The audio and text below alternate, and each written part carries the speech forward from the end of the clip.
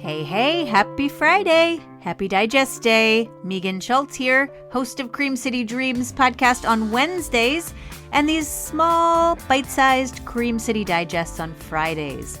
I hope you're digging this season of joy, listening to all the women who are bringing joy to our city.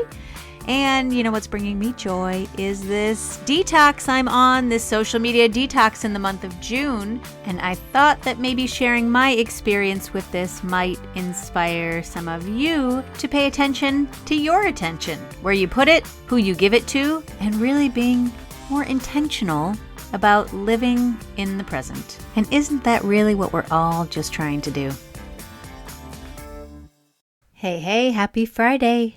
How is it the end of July already? It feels like summer just started, and yet here we are. I hope you are enjoying your summer wherever you are at. And today, I hope you enjoy this conversation. Another one, week 2 with Thekla. Thekla Brumder Ross is my friend and clinical psychologist who is breaking down this social media detox and all of the thoughts and reflections and ideas that have come up since. And that's what we're doing today. We are going deep. We are going existential. We are talking about these very questions that have come up. Questions around some of the things we talked about in our May series around self-compassion, self-awareness, mindfulness. 3 weeks in a row.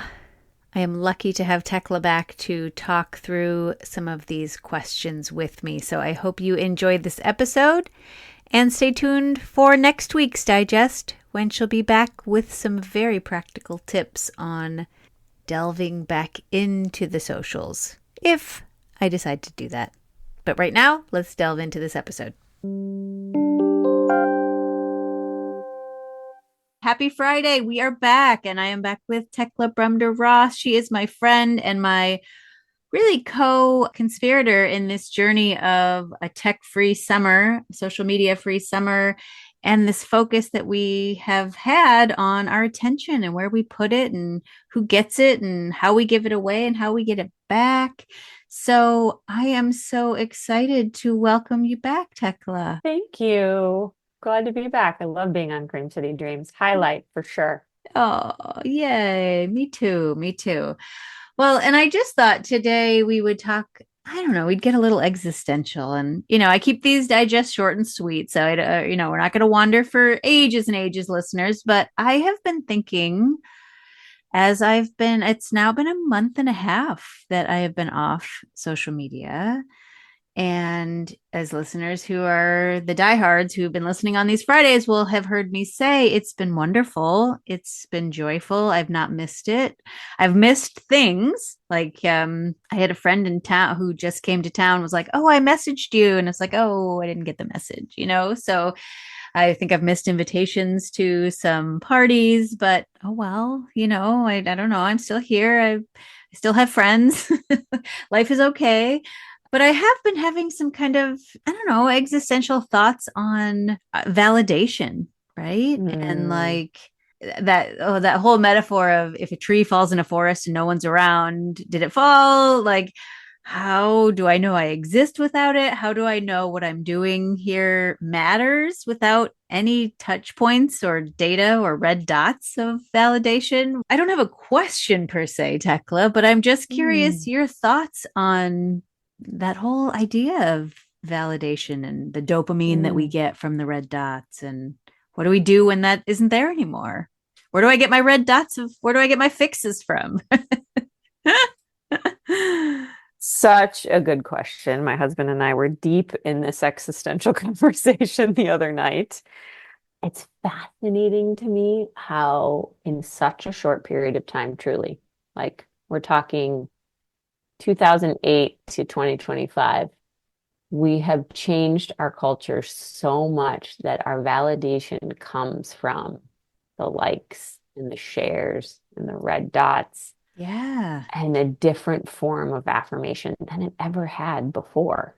Yes. It's truly fascinating. And for folks listening, if you haven't read The Outrage Machine by Tobias Stone Rockwell, go ahead and access that book. So it's a great resource about how the algorithms, the likes, and the shares have really changed our culture, virality in general. Mm-hmm. So my question for you is really like before social, how did you feel validated in your community and your family by yourself, by your own self-compassion? Like, how did that exist for you?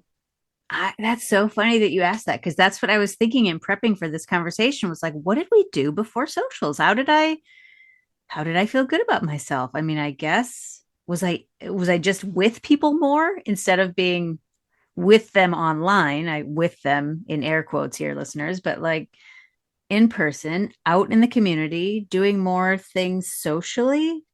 And I found it through that kind of validation. Was I doing more? Was I legitimately doing more things? Like, and when I say that, I mean like, was I out in the community more volunteering, or was I doing, I don't know what the word I'm looking for, tasks or things or missions that made me feel good instead of spending so much time online, what, scrolling? I don't know. I don't know. What did we do? What did we do? I don't know. I don't know if I have an answer to that one either. I love what's coming up right now because it's pulling on this doing, like I have to do something to get validation rather than just being and existing as a human to like Mm, be validated in the world. And you probably have heard me say, like, that's the difference between self-care and self-compassion. Self-care is the doing, the going to the yoga, the going to the massage. And yes, all of that is really important. But self-compassion is like, how do I be with myself? How do I love myself mm, just in my own existence? mm-hmm. Um, and the question I ask is really, there's no right or wrong. It's really for us to like pause and step back when, how do I validate myself when I'm just being, when I'm just existing? Yeah. And then how did I get validation from my friendships and my community before I sought it online? I'll give an example. You and I do not have a relationship that is by any way, shape, or form online at all. You and I. Yeah. We have never, actually, I don't even know if we've ever interacted in an online format. We've only interacted in phone calls, text messages, and in person. And how do you feel validated in this relationship, you and me? Well, it's always through our conversation and always through our physical connection that we have, I would say. Mhm. Yeah, it's embodied. Like it's our Yeah. eye contact, Yeah. it's our hug, it's our tone, right? The way our tone. For listeners, Megan and I send a lot of voice memos to each other, which are really juicy and yummy because we can hear each other's tone of voice. I can tell when you're overwhelmed or exhausted, and you to me, vice versa. And so we get a lot of texture to our relationship. We get to see each other in passing in life in what I call the in-between moments, right? Dropping your kid off at school, or we see each other on, the street where we go to the grocery store or the coffee shop. And so we get to see each other in the in-between moments. So it's not just the diving deep moments, it's the passing by moments, which are also Mm, really important for a relationship. Relationships have depth and tonality, like, right? Sometimes they're deep and sometimes they're surface and sometimes and so one of the things I note about your and my relationship is I don't ever have to rely on tech to go feel validated by you. I know I can mm, just pick up the phone and call you, or I can send you a voice memo, or I could say, let's meet for coffee. And there's something deeply nourishing to me about that. It feels like the connection is more authentic if I'm thinking of a word. mm.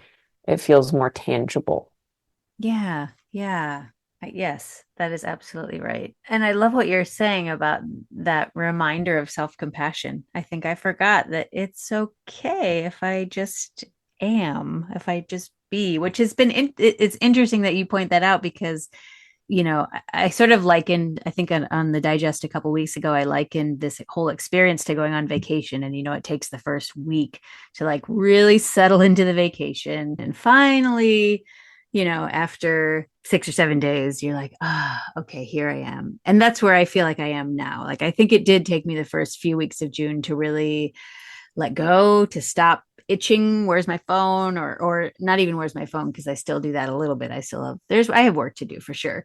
But letting go of the social stuff, what am I missing online, and the red dots and all that. But it has been that whole idea of self-compassion and being okay with just being. I think now, as I'm settling into the okay, now I'm on vacation part of it, it's given me pause to think, what, who am I? What am I doing who am I when I'm not online? Like, who am I just as a person who is just being?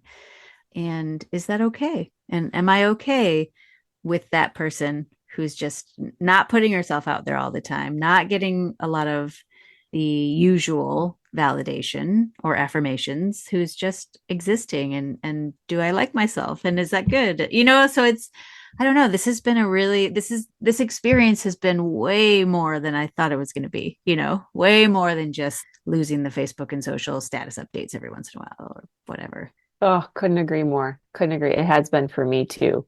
And I just want to validate you in like how hard it is to be present with yourself, to just be, to just exist as a human being. Mm-hmm. I left a job of 14 years a couple years ago, and holy cow, was my identity tied to my title and my job at that company. Mm-hmm. It was unbelievable how long it took me to shed and to unlearn that part of my identity and the narratives I had put in my head around that identity. And so I Mm-hmm. loved your question of like, who am I if that I don't exist online or in that environment? Like, who am I? Just me, Megan.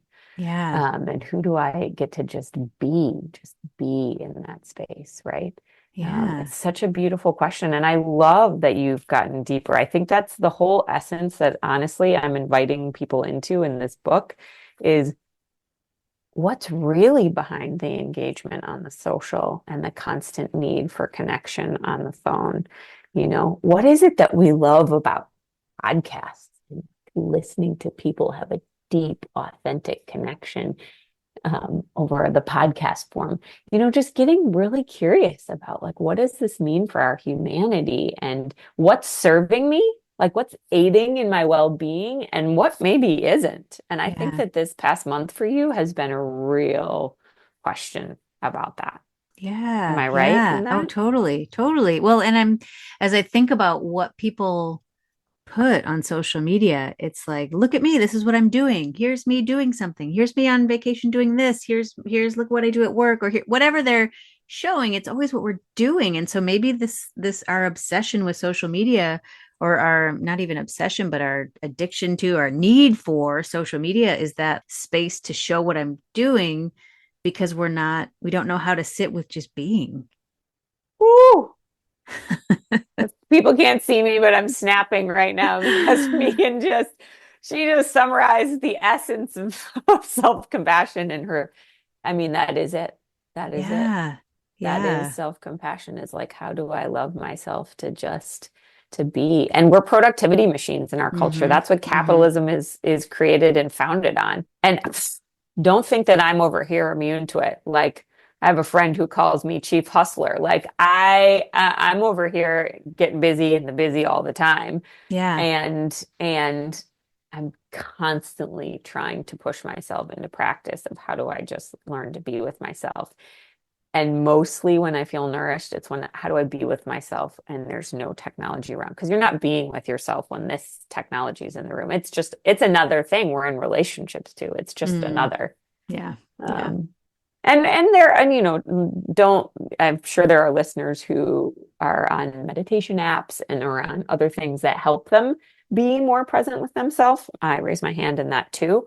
And I'm also trying to learn how to transfer those tools to then really truly just be with myself, like without the app and the ear pods and the whole thing. So to answer your question, who hears the tree fall in the woods? Mm. Who hears the tree fall in the woods? The tree, the other trees around it, the root system, the earth. Mm. Such good questions. And just the questions that come up when you are still like that, like the why am I doing this? Is it bringing me joy? Because I don't know if it's bringing anyone else joy, because I'm not connected really to anybody else. So it's got to be bringing me joy if I'm doing this. I mean, I do want to shout out my friend Jamila Riley. Bless her, bought me a coffee today. So I know it's touching some people. Thank you, Jamila. And, people are reaching out. So I know that there are people hearing my tree fall, as it were, to continue that metaphor. But ultimately, I have to just be the one that is okay with what I'm doing and being in my own body. in my own spirit. So, Oh, so well said. So beautifully said. Like this podcast is first and foremost for you, mm, and it's positively impacting thousands and thousands of souls. But first, it's for you. well, and just to universalize that too, I was just thinking about for me, it's a podcast for me because this is how I spend so much of my time. But what is it, listener, that you're doing? And is it bringing you joy? And is it, are you hearing yourself? Are you taking the time to be in that forest by yourself? And are you okay with that? And if you're so distracted on all the things, which, we all are, so it's totally understandable. How can you find some quiet time? Or what do you need to do? How do you need to disconnect to find that quiet time to ask those questions? Tekla, if you could hurry up and get your book out into the world, I think that would help people. Trying, people, I'm trying. Can't rush the process, but we're Yes. trying over here. But no, it's such a beautiful question, and just back to it, like we're all in practice in it. Nobody's over here being perfect. Self-compassion is an endless lifetime journey that I like to say, 3 generations behind me will reap the benefits of Mm. my self-compassion practice. So Yeah. it's a forever journey, and it's such a beautiful one to just really learn how to be present with ourselves. Honestly, Megan, it is such a gift, and I get a little tearful. Like it's such a gift that like going off social for a month brought you to this beautiful place and this beautiful question. Like Mm. what a gift for you and your family and yourself for forever to really know that you have that question to come back to. All right, listeners, I'm going to stop it there because we have so much more to talk about, but these are the Cream City Digest, so I am keeping them short and sweet and hopefully encouraging you to come back next week to hear the rest of our conversation because I do want to talking about coming back to this question. It's also we have to come back to the social sometime, or there might be times I actually do have to step back on, and I am nervous about that. I haven't done it yet. And I want to know from Thekla, how do I do that safely? How do I inch my way back if I even want to, or if I have to, or whatever?